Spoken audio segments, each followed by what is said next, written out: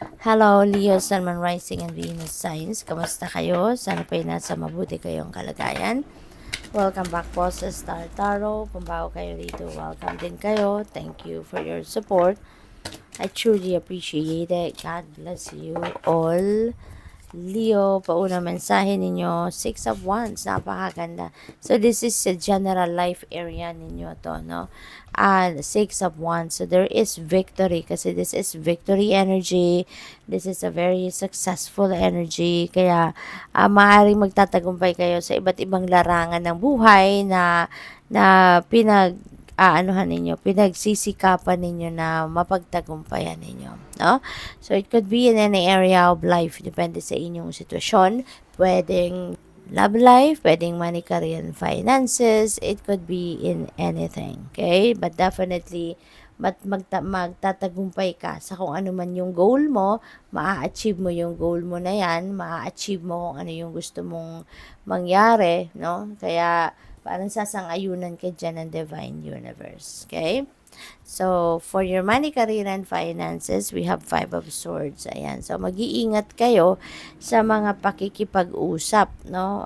This could be a warning para sa iyo, lalo-lalo na sa pakikipag-usap or transactions niyo sa inyong negosyo, sa inyong katrabaho, sa inyong mga kakolaborate, diba? Be careful kasi kailangan dito ng pasensya, no?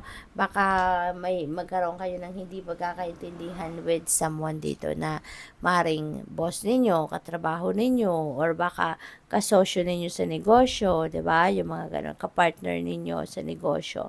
So, yun, baka meron kasing conflict dito na mag-arise, maaaring meron ditong kunyari, baka pag-aaway, may diskusyon, yung mga ganon. So, ingat kayo para maging maayos lang, no, yung inyong relationship with that person. Para maayos lang ang takbo, no, ng trabaho ninyo, ng business ninyo, yung ganon. Pwede rin kasi na kung hindi man ito conflict with another person, pwede rin itong internal conflict, no? Baka meron kayong kailangan pagdesisyonan na related sa inyong trabaho, related sa inyong career or negosyo, or baka merong opportunity dito na ino-offer sa'yo at maaring yun ang kailangan ninyong pagdesisyonan. So, maaring conflicted din, no, ang iba sa inyo dito. Baka naguguluhan ang isip at dibdib ninyo, hindi nag-a-agree siguro, no? Kaya, ano din ito sa inyo? Reminder yan sa inyo, okay? Na pag-isipan mabuti before you say something, at saka para hindi kayo mas lalong mabother, no? At yun nga, before you make a decision, magmuni-muni kayo, magnilay-nilay kayo, no? And tune into your intuition kasi kung kayo yung naguguluhan sa inyong isipan, when you are tuning into your intuition, that is going to lead you to the right decision. You know, kahit magulo ang isip at ang damdamin ninyo, but when you are listening to your intuition, you will be directed to the right path. Okay? Kasi yung intuition natin, guidance yan from the divine, 'di ba? So, we have death energy. Ayan, Leo. So, death energy is massive transformation. Okay? There is a massive transformation happening dito sa buhay ninyo. At ang transformation na to is sa inyong love life, no, sa inyong relationship, pwedeng sa relationship dynamics, kasi pwede rin naman ito na pagbabago ito sa romantic relationship, no, pwedeng sa dynamics yan, pwede rin sa dynamics ng family relationships ninyo o relasyon ninyo sa mga kaibigan, pwede rin ganun, no. So, yun, magbabago, merong pagbabago sa samahan. Pupwede rin ang iba sa inyo rito, baka hindi na kayo masaya sa inyong relasyon, 'di ba? Kaya pwedeng iiwanan nyo na yan, or mag-uusap kayo na ng paghihiwalay. Pwedeng ganun din ang ganap dyan, no?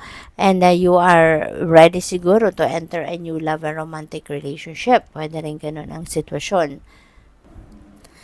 So, pwedeng may ending, no? Pwedeng may ending dito of a relationship or pwedeng meron lang pagbabago ng dynamics or the way you manage your relationship. So, pwedeng merong pagbabago na mga ganun, no, na magaganap. Okay?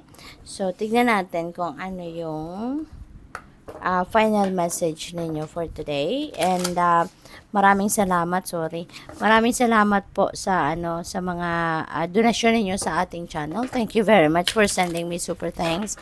And sa mga hindi nag-skip ng ads, maraming salamat din po for your support. Final message ninyo, nothing will come of this situation. Okay? In some areas of life ninyo, parang kung ano siguro yung ine-expect ninyo rito, no? Parang hindi to magbubunga or parang hindi ito magiging successful, no? Parang ganon. In some area of life, hindi ito para sa lahat ng areas of life ninyo.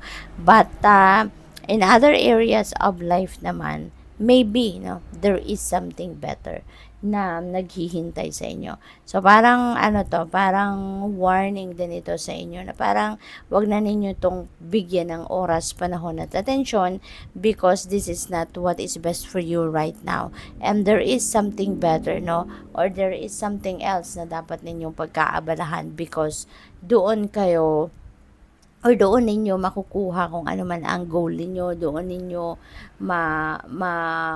makikita kung ano ang hinahanap ninyo. So, you really need to do some kind of contemplation and reflection at this time para matignan ninyo, ma-re-evaluate ninyo kung ano ang mga nangyayari sa buhay ninyo, no? At para makita ninyo na eto hindi na to gumagalaw, walang progress dito, walang advancement dito, so parang nagsasayang lang kayo ng oras at panahon dyan and energy and money and resources, yung mga ganon. So, it's about time na kapag ganon ang sitwasyon, 'di ba?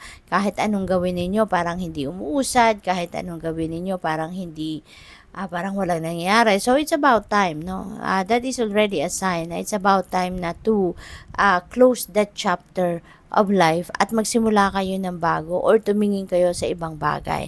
At yun ang pag-focusan ninyo. So, you need to do some kind of re-evaluation of your situation sa mga ganong sitwasyon. Okay? So, good luck. Thank you for watching. Love and Light. Namaste.